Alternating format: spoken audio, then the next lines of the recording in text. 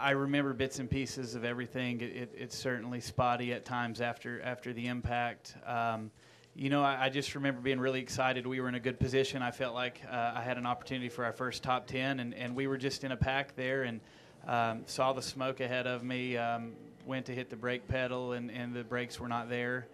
And at that point, I just remember getting hit by someone and going towards the wall. And at that point, I just, you know, braced for impact, and that's really all I remember until after the accident.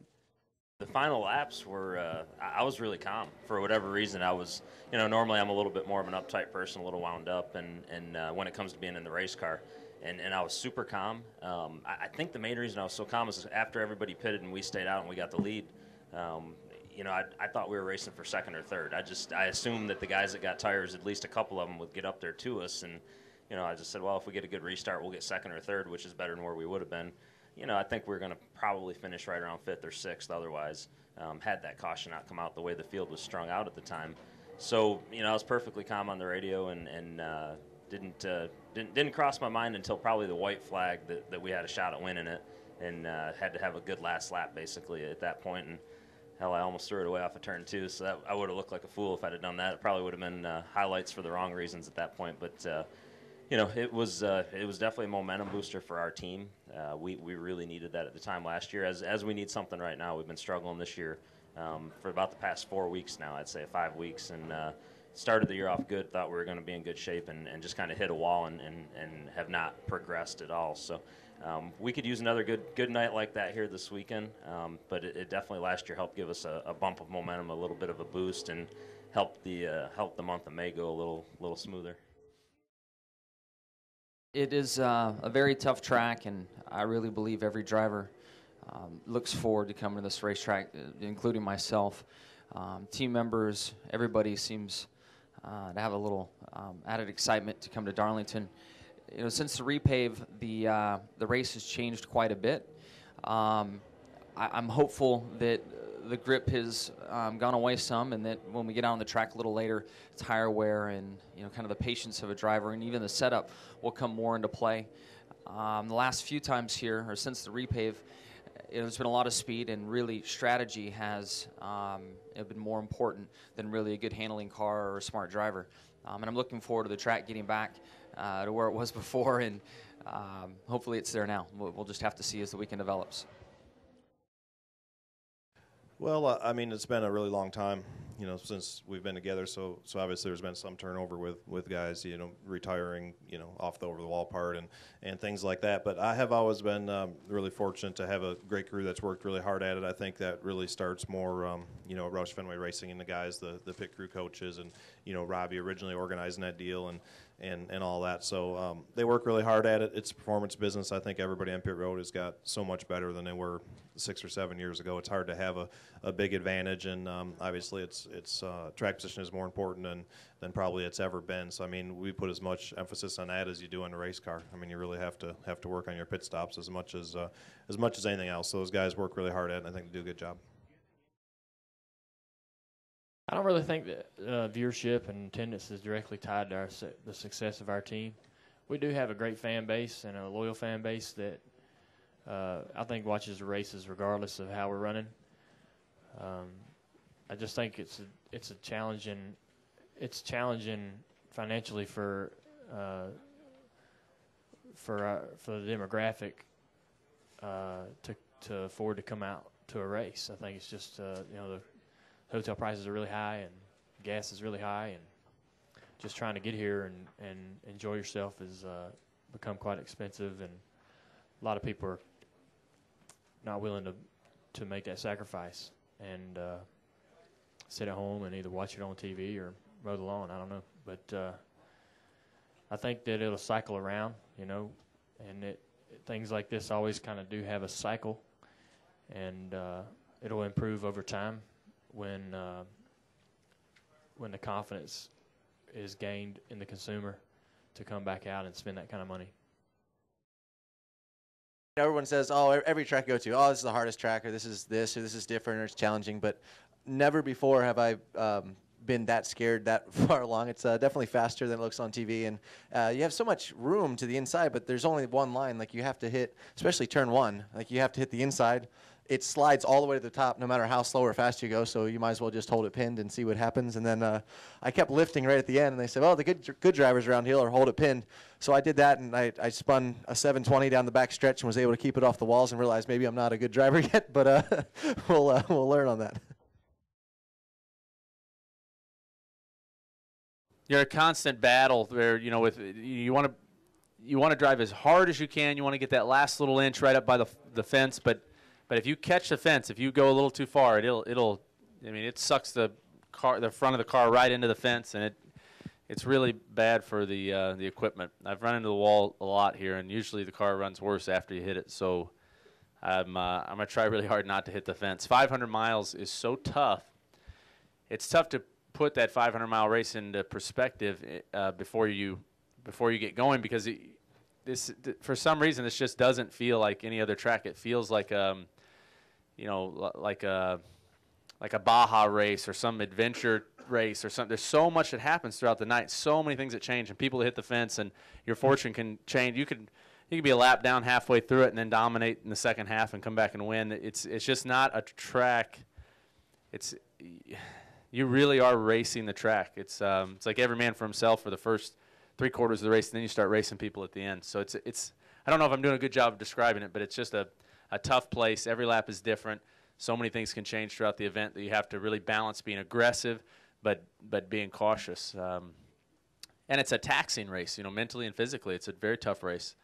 Now, as far as coming in needing a win, yeah, you don't want to come in here needing a win, but a good solid run here does a lot for you. I think it boosts confidence. It's one of the toughest tracks on the schedule, on the equipment, on the drivers, on the pit crews, on the crew chiefs. Our race last year, we did everything right, and then I underestimated Regan at the end, and so I learned a lot, and I think Bob learned a lot through that race. So it's just a really tough place. I mean, when you walk out of here, it's like, whew, man, that was an event. So it's fun, like in all those respects, it's fun. And what are we looking forward to tomorrow night from you? Things went really good today. Cars driving decent. I think we're better than we were. We're a lot better than we were here last year, which gives me a lot of confidence, and that's good. We're kind of staying on pace. That Push just picked our program up, and the guys in the cars are better. So I'm looking forward to tomorrow night. I think we got a good chance later today qualifying and being up front, near the front. So pretty happy with the weekend so far. Yeah, I mean, I've said it 3 times in these interviews now. I'm having such a great time driving these race cars. My guys and Matt Pusha and everybody are doing such a great job. This is, what a race car driver looks forward to, is showing up every weekend and having a really fast car to drive. And they're sure making my life easy and making me look good so far. But it was a pretty uneventful lap. The car just had a ton of grip. It stuck to the racetrack really, really well. I felt like I was a little bit light down in turn 1 and 2. Should have been a little quicker down there, but I got a lot out of it in 3 and 4. So it was a great lap. During qualifying laps. Yeah, we've had a very productive day. We put up a good time off the truck. Made a couple efforts to fine-tune the qualifying setup, and got into race trim. I learned quite a bit in race trim, and we actually brought some of that into our qualifying setup, and it paid off. Very comfortable race car, maybe a little too comfortable down in 3 and 4. I knew that I left a little time on the table down there, and Greg certainly went down there and found it. From the monitor I was watching, he had a blistering fast 3 and 4, and came back around and got us. But productive day. We're learning a lot, and wish it was a Hendrick front row, but a solid day all in all. Yeah, our lap was good. I was a little bit free through 1 and 2, and but got through the transitions really well and carried good speed down the back stretch. Made it through 3 and 4 pretty good.